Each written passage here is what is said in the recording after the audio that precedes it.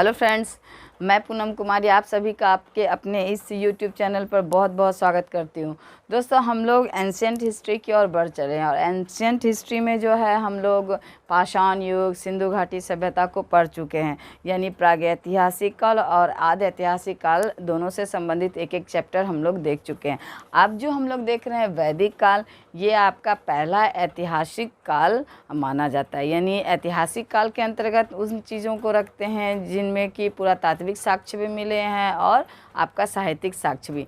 तो वैदिक सभ्यता पहली ऐसी सभ्यता है दोस्तों जहाँ से साहित्यिक स्रोत मिले हैं और उसको पढ़ा भी गया है। ऐसे तो साहित्यिक स्रोत आपके सिंधु घाटी सभ्यता से भी मिले हैं, चूँकि वहाँ उस जो भी साहित्यिक स्रोत मिले हैं, जो भी लिखित प्रमाण मिले हैं, तो उसको चूँकि अब तक पढ़ा नहीं जा सका, इसलिए जो उसको आद्य ऐतिहासिक काल के अंतर्गत हम लोग रखते हैं। तो चूँकि यहाँ से जो भी साक्ष्य मिले हैं उसको हम लोग पढ़ पाए हैं। जैसे कि जो चार वेद है आपका ऋग्वेद, सामवेद, यजुर्वेद, अथर्ववेद, ये सब क्या है हम लोग सब पढ़ चुके हैं। हम लोग यानी कि उन चीज़ों को पढ़ा जा सका है। तो जिन चीज़ों को पढ़ा जा सका है, जिन साक्ष्यों को, तो वो ऐतिहासिक काल के अंतर्गत आते हैं दोस्तों। तो ये जो है वैदिक काल पहला ऐतिहासिक काल माना जाता है, क्योंकि इसके पहले की सभ्यता क्या हमने देखा, सिंधु घाटी सभ्यता, तो वो आद्य ऐतिहासिक युग के अंतर्गत आ रही थी, क्योंकि उन साक्ष्यों को पढ़ा नहीं जा सका है। तो ये पहली ऐतिहासिक सभ्यता हम लोग इसको कह सकते हैं। तो पहली खासियत तो ये है दोस्तों, काल की बात करें तो 1500 ईस्वी से बीसी से 600 बीसी के आसपास जो है इसका काल माना जाता है, जिसमें कि आपका 1500 से 1000 बीसी के आसपास क्या था दोस्तों, हमने देखा था ऋग्वैदिक काल या पूर्व वैदिक काल। पूर्व वैदिक काल जिसे हम लोग ऋग्वैदिक काल भी ऋग्वैदिक काल के नाम से भी जानते हैं। यानी इस काल में जो है, यानी जो वैदिक काल को है दो भागों में हम लोग बांट करके पढ़ते हैं। एक पूर्व वैदिक काल जिसका टाइम पीरियड आपका 1500 बीसी से 1000 बीसी के आसपास माना जाता है। दूसरा काल है आपका उत्तर वैदिक काल। ये सब हम लोग कल की क्लास में पढ़ चुके हैं दोस्तों, मैं बस रिवीजन कर रही हूँ ताकि जिन लोगों ने कल की क्लास नहीं देखी है, इसका पार्ट 1 नहीं देखा है, तो उनको जो है समझ में आ जाए। वैसे आप लोग जो है प्लेलिस्ट जा करके, जिन दोस्तों ने कल की यानी इसका पार्ट 1 नहीं देखा है, तो प्लेलिस्ट आप लोग जा करके इसकी इसका पार्ट 1 ज़रूर देखें। तो उत्तर वैदिक काल के अंतर्गत जो इसका टाइम पीरियड है दोस्तों आपका 1000 बीसी से आपका 600 बीसी माना जाता है। तो ये यानी कि वैदिक काल दो भागों में बटा हुआ है। एक पूर्व वैदिक काल जिसका टाइम पीरियड आपका 1500 से 1000 बीसी माना जाता है। इसको जो है ऋग्वैदिक काल भी कहते हैं। ऋग्वैदिक काल इसलिए कहते हैं दोस्तों कि जो ऋग्वेद की रचना, यानी जो चार ग्रंथ, जो चार वेद वैदिक काल की विशेषता मानी जाती है, वो चार वेदों में जो ऋग्वेद है वो सबसे पुराना ग्रंथ है। उसकी रचना मात्र जो है पूर्व वैदिक काल में हुई थी। बाकी जो तीनों ग्रंथ है, सामवेद, यजुर्वेद और अथर्ववेद, उसकी रचना उत्तर वैदिक काल में हुई थी। चूँकि एक ही ऋग्वेद की रचना पूर्व वैदिक काल में हुई थी, तो इसलिए इसे ऋग्वैदिक काल भी कहा जाता है, ऋग्वैदिक काल। तो ये समझ में आ गया दोस्तों, ये सब हम लोग कल की क्लास में पढ़ चुके हैं। तो ये जो पूर्व वैदिक काल और उत्तर वैदिक काल, इसका टाइम पीरियड हम लोग जान चुके हैं। तो हमने पिछली क्लास में क्या देखा था कि जो वैदिक सभ्यता है दोस्तों वो कैसी है, ग्रामीण सभ्यता थी। और जो सिंधु घाटी सभ्यता जो इसके पहले की सभ्यता थी वो कैसी सभ्यता थी, तो नगरीकरण वहाँ था, यानी शहरीकरण का वहाँ जो है यानी बोलबाला था, प्रचार था, विकास था, वृद्धि जो कहिए, एकदम समृद्ध नगर था वहाँ। तो मतलब सभ्यताओं का क्रम अगर हम लोग देखें तो मैंने पहले भी बताया कि हमारे यहाँ जो है इतिहास में सभ्यताओं का क्रम उल्टा है। जस्ट जैसे कि आप नगरीय सभ्यता पहले आई जो कि सिंधु घाटी सभ्यता थी, और उसके जस्ट बाद जो है आपका वैदिक सभ्यता आई जो कि नगरीय सभ्यता थी। तो इसको उल्टा इस अर्थ में कह सकते हैं कि नगर अगर शहरीकरण है, नगरीकरण, तो उनका और विकास होना चाहिए। शहर में रहने वाले लोग कभी भी गांव में नहीं आते हैं या फिर वो उस जीवन शैली को नहीं अपनाते। ग्रामीण लोग शहरी जीवन अपना सकते हैं, बट शहरी लोग ग्रामीण जीवन नहीं अपना सकते हैं, क्योंकि उनको शहरीकरण की जिनको आदत पड़ जाती है, नगरीकरण की जिनको आदत पड़ चुकी होती है, वो किसानी नहीं करेंगे, वो गाँव में निवास नहीं करेंगे। बट हमारी सभ्यताओं को अगर देखें तो यहाँ उल्टा है। पहले शहरीकरण, पहले नगरीकरण वाली सभ्यता थी जो कि सिंधु घाटी सभ्यता थी, और ये अब बाद की सभ्यता है जो वैदिक सभ्यता, आर्यों की सभ्यता जिसके नाम से जिसे हम लोग जानते हैं, ये क्या थी, ग्रामीण सभ्यता थी। तो इनके जो संस्थापक थे वो कौन थे दोस्तों, आर्य थे। तो आर्य यानी वैदिक सभ्यता को आर्य सभ्यता भी हम लोग कहते हैं। और आर्य कहाँ से आए थे, यानी मूल निवासी कहाँ के थे, कहाँ से वो आए थे, कहाँ से आकर के यहाँ यानी इस सभ्यता का जो है निर्माण करते हैं, अस्तित्व में मतलब वो आते हैं। तो इसके बारे में भी विद्वानों में हम लोगों ने देखा, कल की क्लास में बहुत मतभेद है। किसी का कहना यानी मैक्स मुलर का कहना है मध्य एशिया से आए हैं, वहीं दयानंद सरस्वती जी का कहना था कि वो तिब्बत से आए हैं। बाल गंगाधर तिलक जी की बात करें तो उन्होंने उत्तरी ध्रुव कहा था। तो इस प्रकार अलग अलग विद्वानों का अलग अलग मत है, तो उससे भी जोड़ करके प्रश्न पूछा जाता है। तो आप लोग ऑब्जेक्टिव में ज़रूर एक बार बुक देख लीजिएगा। तो चूँकि वैदिक काल के बारे में हम लोग पढ़ रहे दोस्तों, और इसका पार्ट 2 है ये, तो हम लोग वैदिक काल में जो कुछ भी बचा हुआ है उसको आज की क्लास में हम लोग कंप्लीट करने का प्रयास करेंगे। तो दोस्तों सबसे पहले तो हम लोग क्या करेंगे कि किसी भी सभ्यता को जानने का जो उसका आधार होता है, मीन्स आप देखिए ये जो भी सभ्यताएं हैं, चाहे वैदिक काल हो, चाहे सिंधु घाटी सभ्यताएं हो, चाहे मौर्य काल, गुप्त काल, जो हम लोग आगे पढ़ेंगे, तो वो किसी भी सभ्यता को जानने का जो उसका आधार होता है, तो कैसे हम लोग जानते हैं, तो पुरातात्विक खुदाई या जो साहित्यिक स्रोत है उसके थ्रू ही हम लोग जानते हैं कि वो सभ्यता कैसी थी। तो उसको भी जानने का आधार कैसे है कि हम लोग कैसे जानेंगे कि वो सभ्यता कैसी थी, तो वहाँ के लोगों का जो भी उस साम्राज्य से या उस कुल से या उस मतलब वंश से जो कुछ भी मिलता है, साहित्यिक चाहे आपका पुरातात्विक, तो उसके आधार पर जो विशेषज्ञ होते हैं, जो इतिहासकार होते हैं, जो जानकार होते हैं, वो लोग क्या करते हैं, एक अनुमान लगाते हैं कि हाँ यहाँ का रहन सहन ऐसा रहा होगा।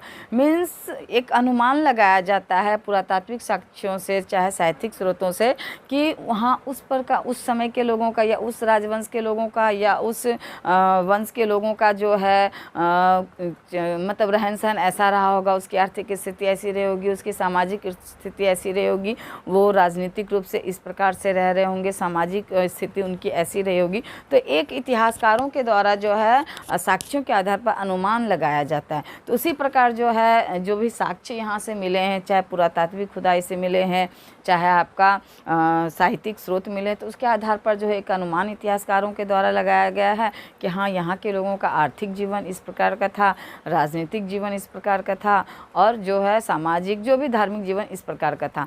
तो उसी के आधार पर हम लोग किसी भी सभ्यता, किसी भी साम्राज्य, किसी भी वंश का जो हम लोग आकलन करते कि हाँ वहाँ का क्या स्थिति रहा होगा। तो सबसे पहले इसमें दोस्तों हम लोग आर्थिक स्थिति को जानेंगे। आर्थिक स्थिति को सबसे पहले इसलिए जानेंगे दोस्तों क्योंकि जो आर्थिक स्थिति की यानी किसी भी सभ्यता, किसी भी साम्राज्य, किसी भी वंश की अगर आप आर्थिक स्थिति को जानोगे तो आपका अनुमान, एक अनुमान आपको लगेगा, एक समझ आपकी बनेगी कि हाँ ये चीज़ ऐसा रहा होगा। मीन्स किसी की आर्थिक स्थिति के आधार पर उसकी सामाजिक स्थिति, उसकी धार्मिक स्थिति, उसकी सांस्कृतिक स्थिति, उसकी राजनीतिक स्थिति आप यानी उसका अनुमान आप लगा सकते हैं। मीन्स इसको इस तरह से समझिए कि कोई व्यक्ति अगर उच्च कोटि का है यानी उच्च कुल का है, उसकी आर्थिक स्थिति अच्छी है, संपत्ति अच्छा है, वर्चस्व अच्छा है, तो उसकी सामाजिक स्थिति यानी समाज में क्या होगा, उसका रहन सहन ऑटोमेटिक अच्छा होगा, उसका पहनावा और हवा, उसका सब कुछ अच्छा रहेगा, तो समाज में उसकी स्थिति अच्छी बनेगी। धर्म में भी जो भूखा रहता है दोस्तों उसके लिए धार्मिक अनुष्ठान भी बहुत मुश्किल होता है।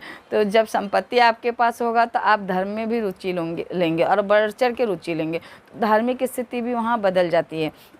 फिर आर्थिक स्थिति से स्ट्रॉन्ग व्यक्ति जो है आपका राजनीतिक में भी वर्चस्व रखता है। आप पुराना आप छोड़ो, अभी का जो आप अभी की स्थिति को देखो तो यहाँ राजनीति में कौन लोग जाते हैं, कोई गरीब, कोई भिखारी, कोई नॉर्मल मिडिल क्लास वाले नहीं जा सकते हैं। ज़्यादातर जो है पैसे वाले यानी आर्थिक रूप से स्ट्रॉन्ग लोग ही जो राजनीति में घुसते हैं और गलत सही तरीके से चाहे जैसा भी हो तो वो आगे बढ़ते हैं। तो राजनीतिक स्थिति आर्थिक स्थिति से प्रभावित होती है, सामाजिक स्थिति भी आर्थिक स्थिति से प्रभावित होती है, धार्मिक स्थिति भी जो है आपका आर्थिक स्थिति से प्रभावित होती है। यानी आर्थिक स्थिति सभी स्थितियों को परिवर्तित करने की क्षमता रखती है। तो इसलिए हम लोग क्या करेंगे, सबसे पहले आर्थिक स्थिति को जानने का प्रयास करेंगे। तो आर्थिक स्थिति की अगर बात करें दोस्तों वैदिक काल की, तो वैदिक काल की आर्थिक स्थिति जो है ये सबसे ज़्यादा कृषि पर निर्भर थी, यानी कि ये कृषि प्रधान सभ्यता इसको हम नहीं कह सकते, यानी कृषि पर आधारित थी, लेकिन सबसे ज़्यादा जो है पशुपालन पर आधारित थी। यानी कृषि का विकास क्या हुआ, कम था, और पशुपालन का विकास क्या था दोस्तों, अधिक था। तो कृषि का विकास जो है दोस्तों उत्तर वैदिक काल में, जबकि हम लोग जानते हैं कि लोहे की खोज कब हुई थी, 1000 BC के आसपास है, यानी 700 से 1000 BC के आसपास लोहे की खोज हुई थी। तो वो उत्तर वैदिक काल का टाइम पीरियड है। तो उत्तर वैदिक काल में जो है किसान यानी कि कृषि का महत्व बढ़ गया था। बट जहाँ अगर हम लोग पूर्व वैदिक काल की बात करें तो वहाँ जो है दोस्तों कृषि का महत्व कम था और पशुपालन का महत्व बहुत अधिक था। पशुपालन के लिए ही कृषि जो किया जाता था दोस्तों, तो वो पशुपालन के लिए ही किया जाता था। मीन्स कि जो पशुपालन होता था, चूँकि प्रधानता थी पशुपालन की इस युग में वैदिक कार्यों के द्वारा, और वो पशुपालन में भी जो गाय है उसको बहुत ज़्यादा जो है मान्यता दी गई है। आप इसी से अंदाज़ा लगाओ कि ऋग्वेद में जो 176 बार जो है गाय का जिक्र किया गया है, और गाय को जो है अघन्या कहा गया है। यानी कि अगर गाय को कोई नुकसान पहुंचाता था, क्षति पहुंचाता था या मार देता था तो उसको मृत्यु दंड की सज़ा दी जाती थी। और गाय का इसलिए भी उपयोग ज़्यादा था दोस्तों कि उससे बनी दूध, मक्खन, मलाई, घी, दही ये सब का इस्तेमाल होता था, और आज भी होता है। तो चूँकि आज ऑप्शंस आप लोगों के पास ज़्यादा है तो इसका महत्व कम हो गया, बट उस काल में चूँकि ऑप्शंस आर्यों के पास ज़्यादा नहीं थे तो इसलिए ज़्यादा इम्पोर्टेंस ये लोग गाय को देते थे। और जो कृषि जो होता था मूल रूप से दोस्तों तो पशुपालन के लिए ही कृषि करते थे। मीन्स कि ये जो गाय पालते थे, यानी गाय के अलावा भी पशु होते थे, पर गाय प्रमुख फसल यानी पशु होती थी। तो इनके भोजन के लिए ही जो है कृषि का वो लोग कार्य करते थे। मीन्स घास उसके लिए, और खाने के लिए जौ और गेहूं जो है कृषि ये लोग उपज करते थे। यानी कृषि में इतना ज़्यादा वैरायटी उस समय नहीं था, तो पेट भरने के लिए जो होता था उस समय गेहूं और जौ का इस्तेमाल ये लोग अपने लिए करते थे, और गायों के लिए जो है कृषि का यानी उसके खाने के लिए जो कृषि का इस्तेमाल करते थे। तो कृषि का ज़्यादा इस्तेमाल नहीं था और पशुपालन का अधिक था। दोस्तों अभी जो आपका यूपी में जो है जो इलाहाबाद हाई कोर्ट है, वो भी जो है गाय को जो है राष्ट्रीय पशु घोषित करने के लिए, यानी इलाहाबाद हाई कोर्ट ने केंद्र सरकार को आदेश दिया कि आप जो है गाय को राष्ट्रीय पशु घोषित कीजिए। तो इसको इस अर्थ में भी हम लोग ले सकते हैं कि देखिए वैदिक काल से जो है इस चीज़ को महत्व दिया गया है। तो चूँकि ऑप्शन उस टाइम ज़्यादा नहीं था लोगों के पास, आर्यों के पास, तो इसको ज़्यादा इम्पोर्टेंस दे रहा था। अब क्या है, लोगों के पास ऑप्शंस ज़्यादा है, मतलब लोग विकास कर गए हैं, साइंस इतना ज़्यादा तरक्की कर गया कि आपके पास ऑप्शंस ही ऑप्शंस है। तो गाय का महत्व जो है कम हो गया। देखिए गाय का महत्व कम हुआ है, लेकिन वो जो हम लोगों को दे रही है वो वैदिक काल में भी उसी प्रकार गाय हम लोगों को दे रही थी, और आज भी गाय हम लोगों को वही सब चीज़ें दे रही है जो वैदिक काल में दे रही है। तो ऐसा नहीं है कि गाय परिवर्तित हो गई, गाय परिवर्तित नहीं है। उसका जो कर्म है, उसका जो योगदान है, उसका जो हम लोगों को पहले देती थी वैदिक काल में, वो आज भी दे रही है। बट हम लोग बदल गए क्योंकि हम लोगों के पास ऑप्शन बहुत ज़्यादा हो गया, और आज हम लोग जो है उसको बहुत क्षेत्रों में जो मार करके उसको खाया भी जाता है। तो कोर्ट भी इस चीज़ को गलत ठहरा रही, क्योंकि इसका महत्व जो है और सांस्कृतिक तौर पर भी, यानी भारतीय संस्कृति में इसका देखिए वैदिक काल से ही जो है महत्व है। तो ये ऐसे भी गलत हो जाता है। चलिए हम लोग पॉइंट पे आते हैं। तो हम लोग कहाँ थे कि कृषि का विकास कम था, पशुपालन अधिक था। बात करें व्यापार की दोस्तों, तो जो कृषि जो होता है दोस्तों वो क्या होता है, प्राथमिक क्षेत्र होता है, और उद्योग क्या होता है, द्वितीयक क्षेत्र। क्योंकि कृषि से ही जो है दोस्तों क्या होता है, कृषि से ही तो जो कच्चा माल मिलेगा। तो जब कृषि का ही विकास नहीं है, यानी प्राथमिक क्षेत्र का विकास नहीं है, तो आपका उद्योगों का विकास यानी द्वितीयक क्षेत्र का विकास भी बहुत कम था, यानी ना के बराबर ही था। और यानी कि जब कच्चा माल ही नहीं रहेगा तो व्यापार या उद्योग कहाँ से होंगे। और उद्योग की बात करें तो यहाँ पे उद्योग के नाम पर जो है बढ़ई गिरी, बढ़ईगिरी या रथगिरी, रथगिरी, इससे संबंधित जो है आपका उद्योग या काम धंधे जो है व्यापारी लोग करते थे। दोस्तों आर्यों की विशेषता ये थी कि ये लोग जो है आपस में हमेशा लड़ते झगड़ते रहते थे।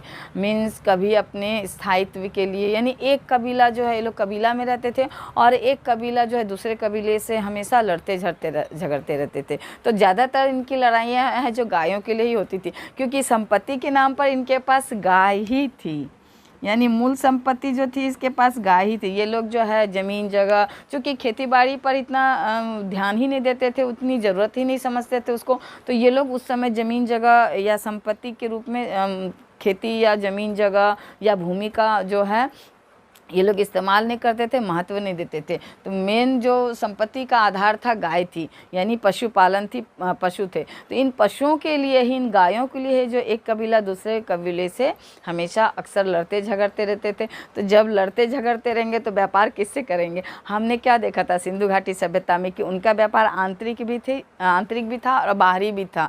मीन्स जो लोथल हमने देखा था कि भोगवा नदी के किनारे जो गुजरात में लोथल बंदरगाह थी, तो वो क्या थी? व्यापार का केंद्र थी। यानी जो सिंधु लोगों का व्यापार ना सिर्फ आंतरिक थी बल्कि बाहरी भी थी, यानी बाहर के देशों में भी सिंधु घाटी सभ्यता के लोग व्यापार करते थे। बट ये लोगों का जो व्यापार है सिर्फ आंतरिक था, बाहरी नहीं। क्योंकि बाहरी कहाँ से होगा? ये लोग आंतरिक में ही लड़ते रहते थे आपस में ही, मतलब एक कबीला दूसरे कबीले से बनता ही नहीं था, हमेशा जो है संघर्षरत रहते थे ये लोग। तो व्यापार जो है यानी एक कबीला के अंतर्गत ही रह जाता था। ये लोग बाहर, यानी बाहर के देश में व्यापार ये कर ही नहीं पाते थे, क्योंकि ये लोग हमेशा अक्सर लड़ते झगड़ते रहते थे। और यानी कि आंतरिक व्यापार यहाँ पर था, बाहरी व्यापार जो है यहाँ ना के बराबर था। जैसे सिंधु घाटी में बाहरी व्यापार था, यानी विदेशी व्यापार, यहाँ पर ऐसा कुछ नहीं था। और बात करें मुद्रा की दोस्तों, तो यहाँ मुद्रा का आविष्कार जो है नहीं था, आविष्कार नहीं था। यानी इस काल तक जो है मुद्रा का आविष्कार नहीं हुआ था। तो यहाँ जो है जो भी थोड़ा बहुत व्यापार होता था तो वो किसके द्वारा होता था? तो वस्तु विनिमय के द्वारा होता था, वस्तु विनिमय, यानी वस्तु विनिमय के द्वारा जो है व्यापार होता था, यानी वस्तुओं के आदान प्रदान के द्वारा जो है व्यापार किया जाता था। तो हमने आर्थिक स्थिति पूरा देख लिया दोस्तों, वैदिक काल का किस प्रकार की आर्थिक स्थिति थी, किन चीज़ों को जो वैदिक लोग मान्यता देते थे, किन चीज़ों को मान्यता वो लोग नहीं देते थे, और किस प्रकार से जो है इस आर्थिक स्थिति से उनका राजनीतिक जीवन बदलता है, प्रभावित होता है, या किस प्रकार का है, आइए हम लोग उसको देख लेते हैं। तो राजनीतिक स्थिति की बात हम लोग करें दोस्तों, तो राजनीतिक स्थिति में ये लोग जो है कबीले में रहना पसंद करते थे। और ये कबीला क्या कहलाता था दोस्तों? जन कहलाता था। यानी ये जो आर्य लोग थे, वैदिक वाले लोग थे, ये कबीलों में रहते थे और ये कबीला जन कहलाता था। ये जन जो है दोस्तों, हम लोग आगे पढ़ेंगे, ये जन जो है जनपद बन जाता था। और जनपद यानी कि ये कई कबीला मिलकर के जन बनता था, कई जन मिलकर के जनपद बनेंगे और कई जनपद बन करके जो है महाजनपद बनेंगे। तो हम लोग महाजनपद काल में पढ़ेंगे जो 16 महाजनपद है उनके बारे में। तो चलिए, ये कबीला हो गया। कबीला क्या कहलाते थे? जन कहलाते। तो इसका मुखिया और हेड जो होता था वो क्या कहलाते थे? राजन कहलाते थे। यानी कबीला या जन का जो हेड होता था वो कौन होता था? राजन होता था। आइए हम लोग राजन के बारे में जानते हैं। तो ये राजन जो होते थे दोस्तों, जो कि राजा समझिए, राजा, मुखिया, आज का प्रधानमंत्री, राष्ट्रपति, जो भी समझिए, तो ये जो राजन होते थे तो इसकी सहायता के लिए जो है दोस्तों, मीन्स कोई भी राजा जो है, आज ही हम लोग प्रधानमंत्री को देखते हैं, तो क्या वो लोग क्या अकेले शासन करते हैं? इतने बड़े देश को अकेले तो नहीं संभालते। उनकी सहायता के लिए बहुत सारा संघ होता है, संस्था होता है, मंत्री होते हैं, अधिकारी होते हैं। तो उसी प्रकार उस समय भी राजन की सहायता के लिए जो है बहुत सारी सभा, यानी सहायता के लिए जो बहुत सारी संस्था थी, जिसमें एक सभा थी, एक समिति, एक विदत और गण, यानी ये 4 मुख्य संस्थाएं थी जो राजा को राजकाज में मदद के लिए जो है आपकी, यानी हेल्प के लिए जो इसको संगठित किया गया था, निर्माण किया गया था। तो आइए हम लोग जानते हैं सभा के बारे में। तो ये सभा जो है दोस्तों, ये कुलीनों की सभा संस्था थी, कुलीनों की संस्था थी। यानी कि ये सभा जो थी, ये सभा नाम की जो संस्था थी, तो इसमें जो है यानी सबसे पहले तो ये सभा और समिति जो है दोस्तों प्रजापति की, यानी ऋग्वेद में उनकी 2 पुत्रियों के बराबर इनको बताया गया है। तो ये जो सभा थी इसमें कुलीनों की, ये कुलीनों की संस्था थी। यानी इसमें जो राज परिवार के लोग होते थे, कुलीन लोग होते थे, उच्च परिवार के लोग होते थे, उनके ही लोग जो है इसमें भाग ले सकते थे। इसमें महिलाएं भाग नहीं लेती थी दोस्तों, महिलाएं भाग नहीं लेती थी। आपका ये हो गया सभा, यानी सभा कुलीनों की संस्था थी और महिलाएं उसमें भाग नहीं लेती थी। समिति जो थी दोस्तों आम लोगों की सभा थी, आम लोगों की सभा थी, सभा थी। इसमें महिलाएं जो है भाग लेती थी, यानी इसमें महिलाएं क्या थी, भाग लेती थी। वहीं विदत की अगर बात करें दोस्तों, तो विदत भी जो है ये क्या थी दोस्तों, आपका आम लोगों की सभा थी, आम लोगों की सभा थी। इसमें भी जो है महिलाएं भाग लेती थी, यानी इसमें भी महिलाएं भाग लेती, यानी आम लोगों की जो सभा थी दोस्तों, समिति और विदत थी, तो इन दोनों में महिलाएं जो है भाग लेती थी। अब ये विदत जो थी दोस्तों, ये जो थी आपकी, यानी ये सभा में तो क्या होता था, यानी महिला पुरुष भाग नहीं लेते थे, सिर्फ पुरुष भाग लेते थे। और जो भी समस्याएं होती थी राजा को हेल्प करने के लिए, किसी टॉपिक पर किसी चीज़ का निष्कर्ष निकालना हो, किसी चीज़ के बारे में कोई यानी कि कोई क्या कह सकते उसको, जैसे किसी भी टॉपिक पर जो है किसी निष्कर्ष पर निकलना है, किसी का निष्कर्ष निकालना हो, तो वहाँ पर जो है इस तरह की सभा के द्वारा जो यानी कुलीनों के लोगों के द्वारा जो है कोई समस्या पर विचार किया जाता था, फिर उसके निष्कर्ष पर पहुँचा जाता था। तो ये सभा हो गई। समिति आम लोगों की सभा थी, तो जो आम लोग होते थे, तो आम लोगों से संबंधित जो भी समस्याएँ थी तो वो समिति के साथ जो है डिस्कस किया जाता था। किंतु इसमें महिलाएँ जो है बैठ सकती थी, इसमें नहीं बैठ सकती थी। विदत जो थी दोस्तों ये आम लोगों की सभा थी। और यहाँ इसमें क्या होता था दोस्तों कि ये जो लूट का जो सामान होता था, यानी लूट का सामान का वितरण, यानी मैंने पहले क्या बताया कि ये जो आर्य लोग थे दोस्तों अक्सर जो है एक दूसरे से लड़ते रहते थे, हमेशा अपने गायों के लिए, अपने कबीला के अस्तित्व के लिए, स्थायित्व के लिए। तो अक्सर ये एक कबीला एक दूसरे से हमेशा लड़ते रहते थे, इस वजह से इनका व्यापार भी नहीं होता था। तो जब लड़ाई किसी में होता है दोस्तों, जब 2 लोग भी लड़ते हैं तो उनका निष्कर्ष क्या होता है, एक हारता है या एक जीतता है। तो ठीक इसी प्रकार है कि जब कोई कबीला या जन भी लड़ते थे तो एक हार जाता, जो शक्तिशाली रहते थे वो जीत जाते थे और जो कमज़ोर होते थे वो हार जाते थे। तो जीतने वाला क्या करता था कि हारने वाले से जो संपत्ति लूट करके लाते थे तो उसका बंटवारा वो आपस में करते थे। तो संपत्ति के नाम पर उनके पास क्या होती थी, गाय होती थी, यानी पशुपालन, वहाँ पशुपालन की प्रधानता थी। गायों को ही जो है यानी पशुओं को ही वो अपनी संपत्ति, मूल संपत्ति मानते थे। तो जो भी गाय घोड़े वगैरह लूट करके लाते थे वहाँ से, यानी जो कबीला जीतता था हारने वाले कबीले से जो कुछ भी लूट के लाते थे, तो इस विदत नामक संस्था के द्वारा जो है वो लोग आपस में बंटवारा करते थे, यानी वितरण करते थे। तो ये विदत का काम था। रही बात गण की, तो ये भी क्या थी दोस्तों, कुलीनों की सभा थी। तो इसमें भी जो है यानी जो भी कुलीन लोग जो है यानी राज परिवार के लोग, कुलीन लोग, उच्च परिवार के लोग बैठते थे और जो भी राजनीति से संबंधित, राजकाज से संबंधित जो भी समस्याएं होती थी तो उसको यानी उसके निष्कर्ष तक पहुंचने का प्रयास करते थे, यानी जो भी डिसीजन लेना होता था तो ये गण और सभा के द्वारा जो है वो लोग डिसीजन लेते थे। तो यहाँ इसमें भी महिलाएँ भाग नहीं लेती थी, महिला नहीं, यानी इसमें भी महिला, यानी जो भी राज परिवार की जो यानी कुलीनों की जो संस्था थी, सभा और गण, इसमें महिलाएं भाग नहीं लेती थी। और जो आम सभा थी, आम लोगों की सभा थी, समिति और विदत, इसमें जो है महिला और पुरुष दोनों भाग लेते थे और समाज का हर व्यक्ति जो है इसमें यानी हिस्सा ले सकता था, इस बैठक में भाग ले सकता था। किंतु सभा और गण में जो है इसमें आम लोग जो है इसमें हिस्सा नहीं ले सकते थे, इस बैठक में भाग नहीं ले सकते थे। क्लियर हो गया दोस्तों आपका। ये कबीला और राजा की जो हेल्प के लिए जो 4 संस्थाएं थी प्रमुख, उनसे संबंधित जानकारी।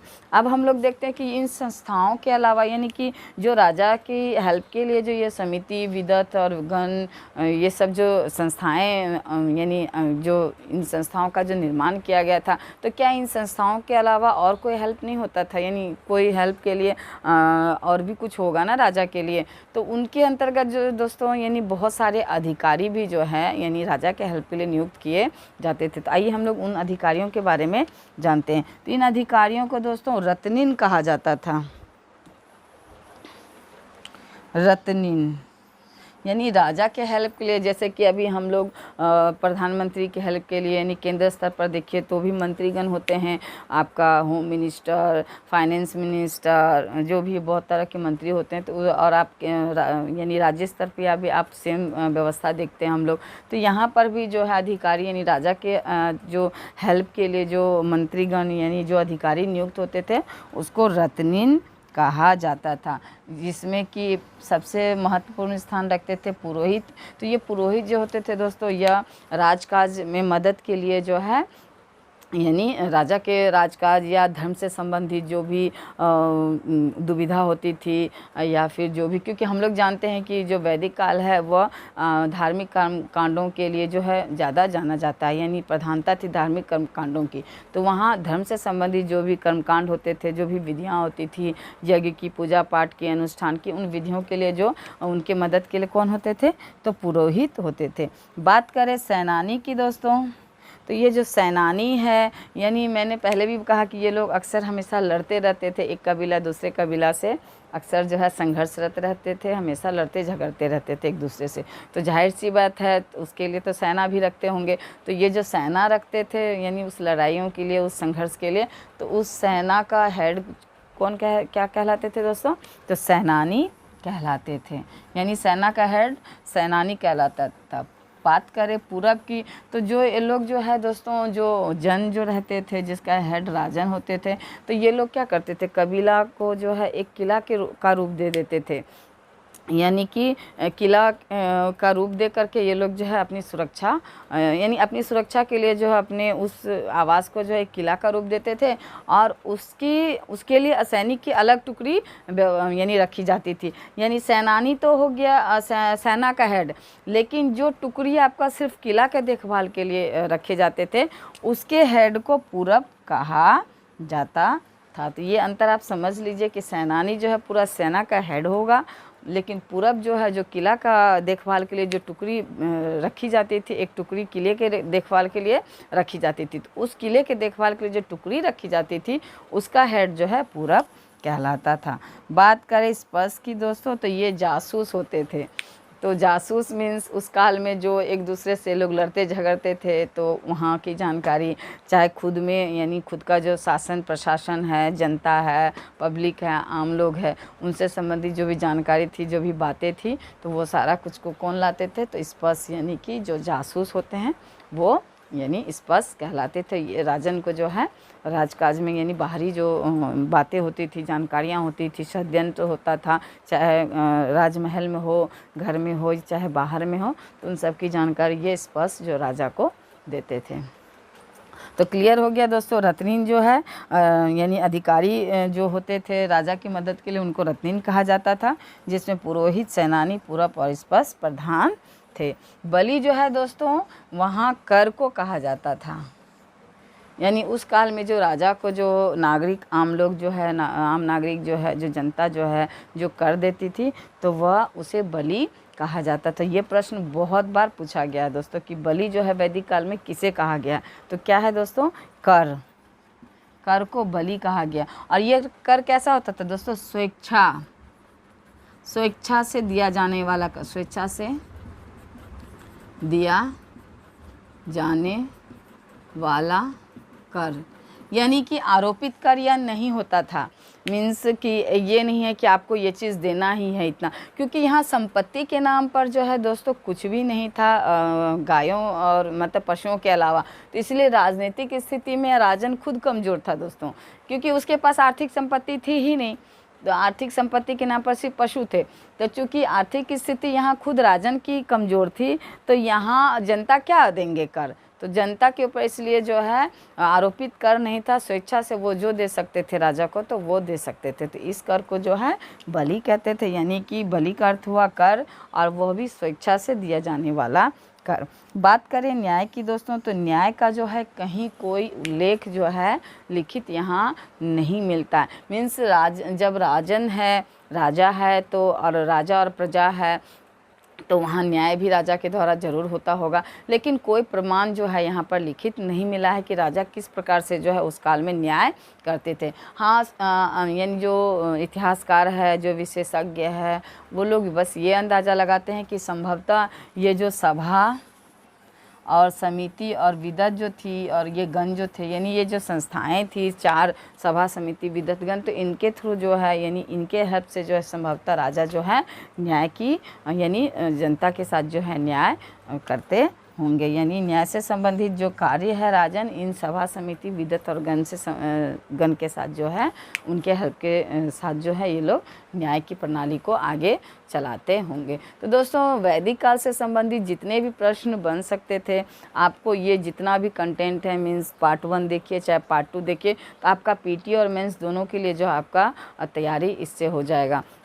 अब जो है कोई बुक लीजिए, आप कोई भी ऑब्जेक्टिव टाइप का बुक लीजिए, उसको आप देखिए, तो जितना भी आपका जो भी थोड़ा बहुत जो डाउट होगा या जो चीज़ आपका टॉपिक थोड़ा बहुत छूट भी गया होगा, तो वो सारा आपका क्लियर हो जाएगा। तो आप लोग कोई भी, मैं ये नहीं कहूँगी कि सिर्फ आप वीडियो देखिए और आप एग्ज़ाम निकालिए, ऐसा नहीं होता। बुक तो आपको लेना ही पड़ेगा, और बुक के बिना जो है आप कोई भी एग्ज़ाम यानी यूट्यूब के सहारे तो आप पास नहीं कर सकते। तो बुक लीजिए। हाँ, ये बहुत ज़्यादा हेल्प करता है कि एक कॉन्सेप्ट आपके माइंड में आता है कि हाँ ये चीज़ ऐसा रहा होगा, ये चीज़ ऐसा हो सकता है, या हुआ होगा, या इस तरह से ये चीज़ होना चाहिए। तो एक कॉन्सेप्ट आपके माइंड में क्लियर होता है। तो जब कोई कॉन्सेप्ट आपका माइंड में क्लियर होगा, तो उससे रिलेटेड जो भी डाउट होता है, जो भी वो मतलब कि दुविधा होगी, वो आपका क्लियर हो जाएगा। तो आप बुक लीजिए इसके बाद, और आप ऑब्जेक्टिव प्रश्नों का सेट लगाइए। आप, मुझे ऐसा लगता है कि आपका 99% जो है क्वेश्चन आपका सॉल्व होगा। और चूँकि अच्छा स्कोर करना है एग्ज़ाम में, तो ये चीज़ ज़रूर कीजिए। और एक बात दोस्तों, यानी एक लाइक से आप लोगों का कुछ भी नहीं जाता है, बट हमको बहुत ज़्यादा जो है हिम्मत मिलती है। यानी हर टीचर को, चाहे वो ऑनलाइन पढ़ाए चाहे ऑफलाइन पढ़ाए, तो आप लोग जो है यानी उसको अगर आप लाइक करते हैं एक वीडियो, आपके लाइक से, यानी एक लाइक से आपका कुछ नहीं बिगड़ेगा, लेकिन एक टीचर का बहुत जो है यानी उसको बहुत प्रोत्साहन मिलता है, उसको बहुत हिम्मत मिलती है। तो आप लोग ज़रूर वीडियो को लाइक कीजिए, हो सके तो अपने दोस्तों को शेयर भी कीजिए, और चैनल को अगर सब्सक्राइब नहीं किए हैं तो सब्सक्राइब भी ज़रूर कीजिए।